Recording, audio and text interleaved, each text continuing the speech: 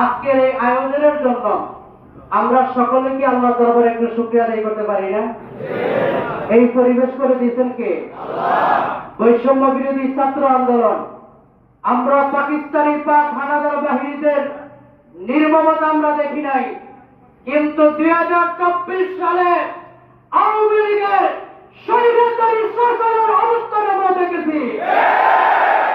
শুধু তাই নয়, লাচার হরিকেনে পুরো বাংলাদেশের রাজপথ রক্ত রঞ্জিত করেছে। তারা আবার এই দেশে আসার স্বপ্ন দেখে কথা ঠিক কিনা? বাংলাদেশ জামাত ইসলামী আমিরে জামাত বলেছেন যে আত্মহত্যার তো জঘন্যতম অপরাধ হলো পালিয়ে যাওয়া। আজ 16 বছর আমাদের উপর জুলুম নির্যাতন করে বাংলাদেশ জামাত ইসলামী একটা কর্মীও পাকিস্তান ভারত পালিয়ে যায় না। তোমাদের নেত্রী পালিয়ে গিয়েছে। অতএব আর কোন ষড়যন্ত্র নয় এই দেশ নিয়ে।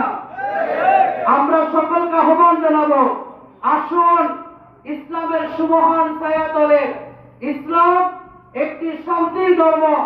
আমরা আপনাদেরকে আহ্বান করি, মানব রচিত সকল তন্ত্র মন্ত্রকে ছেড়ে দিয়ে জমিনটার ওই আল্লাহর আইনকে প্রতিষ্ঠিত করার জন্য আমরা সকলে ঐক্যবদ্ধ হই।